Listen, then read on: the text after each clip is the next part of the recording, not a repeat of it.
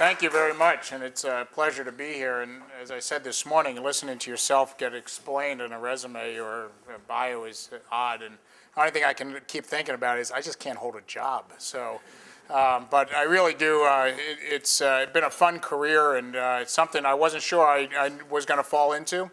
It was interesting having Mark describe me as a technologist. I still have an Underwood typewriter, okay? And I prefer the typewriter to the computer. That's just who I am, but you never know what you're going to end up doing and where you're going to end up. What I hope to do in the next half hour or so is just give you a little glimpse, not only to Taser International and who we are and how we are affected, but kind of react to some of what I heard this morning. I thought that was an excellent presentation, gentlemen, and I thought the points were spot on, but it's such a complex industry, defense and aerospace, and we are just a small piece of that at Taser International. Let me start this way. Is there anybody that has not heard of Taser? A couple people. Wow, we're getting better.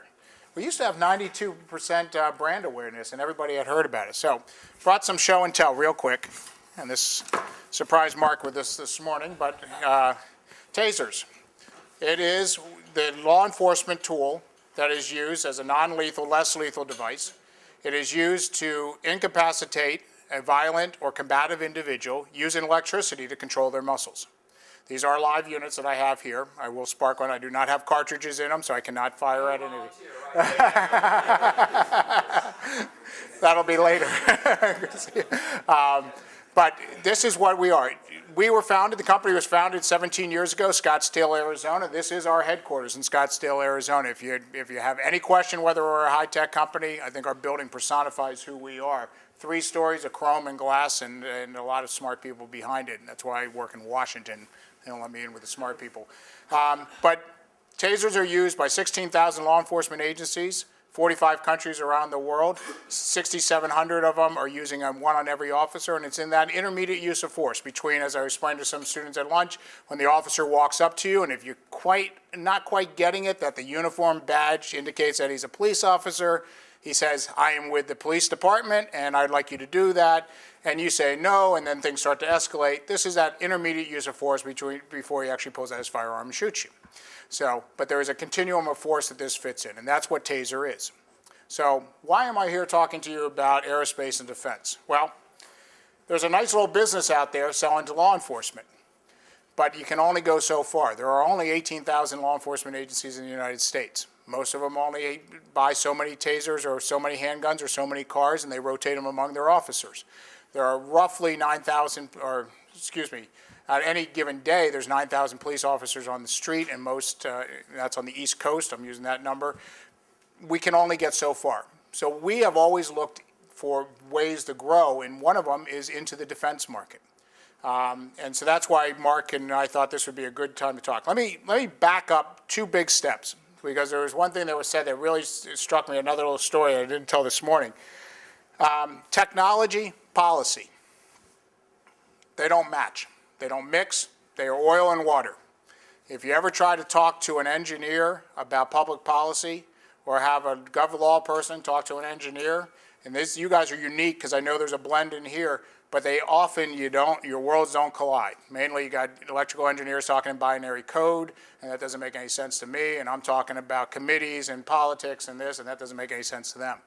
Case in point, when I was still on the Hill, I worked for 2 members of Congress. My last boss was Bob Walker from Pennsylvania. He was chairman of the Science Committee. We were up there in the mid-90s. A little thing called the Internet was just getting going, thanks to Al Gore's discovering it and putting it out for everybody. But it was really starting to take hold and really jump out there. And a small little company from Redmond, Washington, named Microsoft, was starting to make millions. It was really driving internet policy by their advancements. Steve Jobs was trying to do what he could on the Apple side, but it was really Microsoft that was driving internet policy. I think most people in this room as students, and I probably don't remember this, but Microsoft used to give away access to the internet through Netscape and some other portals. It came with your operating system. That was to get people to start using the internet. Congress started to look at this and said, wait a second, we don't have control over this. We need to start to understand what's happening. We are the smart people. We are members of Congress, of course. And so they started to call out and say, you know what, we need to have some hearings. We need to talk about this. Microsoft's response was, and Bob Walker was a very progressive guy, he understood this as well. Microsoft's response was, the budgetary cycle, the policy cycle of federal government, at its best is 18 months long. At its worst can be 3 years long. He said, my development cycle is 9 months. Whatever you're trying to regulate, I will make obsolete before you regulate it. That was Bill Gates' statement to the Congress in 1995. And there was this little subpoena that came from the Attorney General's office for antitrust violations. And the government was going to find a way to get involved. Until that time, Microsoft said, we're on the West Coast. I don't care what you do in Washington. We're going to do our own thing. After the Attorney General got his little subpoena and they started working on the antitrust suit, all of a sudden there was a Microsoft Washington, D.C. office that popped up with a bunch of policy guys that understood technology and policy and started to work on it. The key part, one of my good friends, Ed Engel, is the head of the office in there and on the congressional policy side. And he once explained when they were forming that office in late 1998, 99, there was a saying that came to be very true. Silicon Valley had its own voice. Policymakers have their own voice or language. And what the public policy Washington office people do, what I do, is translate. We have to take what our technologists are thinking about and presenting and developing and try to figure out how to put that in the best language so that the policymakers can understand. At the same token, I got to listen to what the policymakers are going to do, and they're going to do what they're going to do. And what business has to do is be able to understand it and be able to translate it or react to it. So I have to translate it back to my engineers.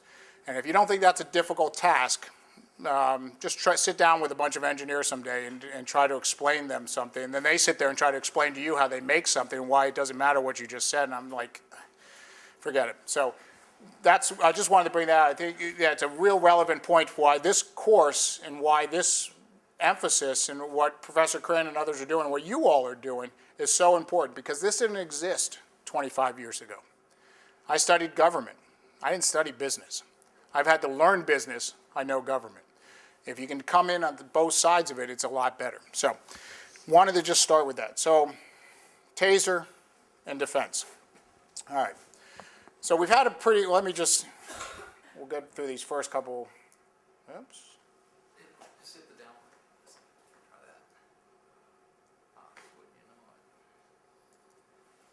that. Well, we'll keep going, and my technician will work on this. Give you a quick example where we're at in the defense world. Really, we weren't selling to the defense world hardly at all early on. 1999 is when the company first started selling law enforcement.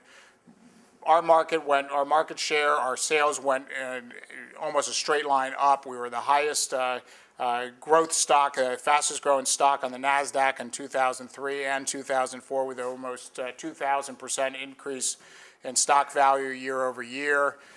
We were some, just the darlings of the market. But again, it wasn't sustainable. So as we're looking at this, we finally came out we started to bring out new products. I can show all these to you later. Wireless systems, claymores for the military, on-officer video and technology. We were selling to the general public. 230,000 individuals carry these devices for personal protection today.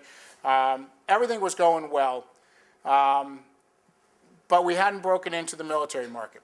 So 2006, we started to look at the problem, and we said, you know what we need to do? We need to get somebody that knows the business. Here's what was happening. Coming out of Iraq, we started to get anecdotal information about units that were carrying our devices in country. And the way they were doing this is, as we escalated into the war, Guard and reserve units were being called up on a more regular basis. Well, who populates Guard and reserve units? In a large part, police officers. And so one of the first cases we heard about was a Guard unit out of Indiana that was getting deployed. They were actually forward deployed, did have some military police aspects to them, but they had a large contingency of police officers, and one of their lieutenants asked his superiors whether they were going to be outfitted with tasers, since a lot what they were doing in 2006, 2007, this is after Fallujah in 2004 and all that uprising, was more policing roles. And he said, are we going to have tasers? And he said, no, they're not deployed to us.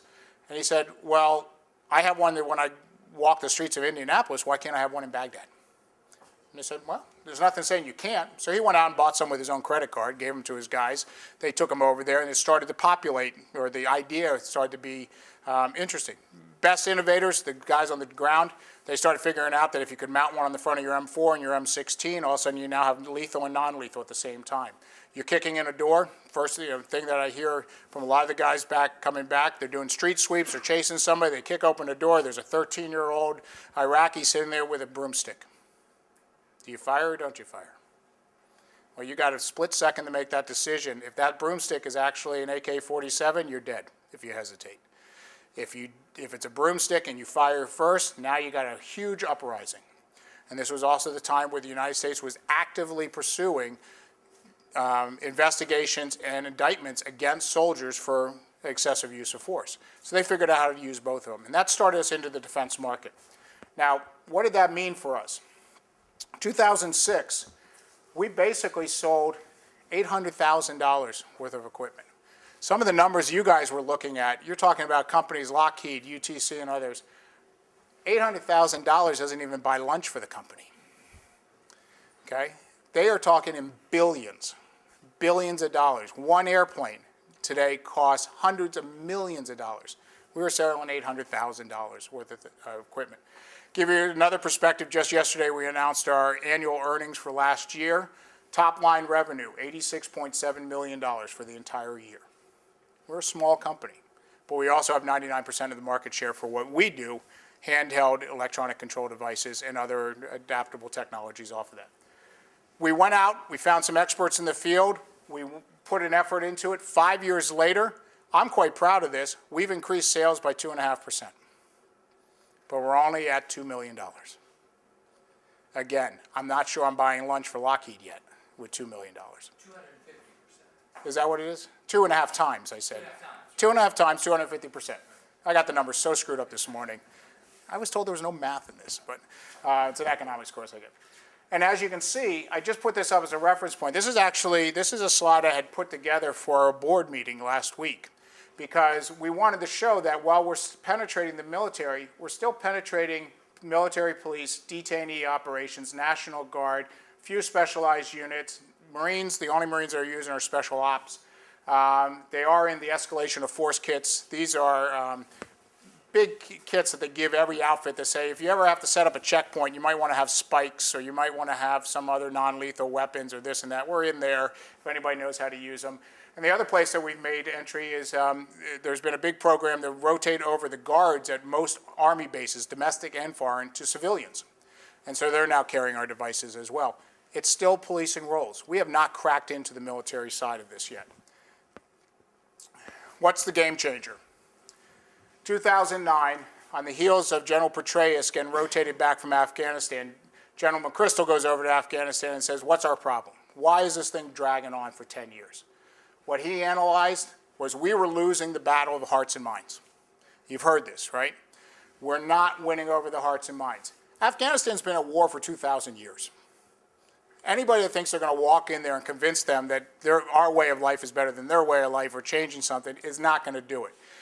Couple that with you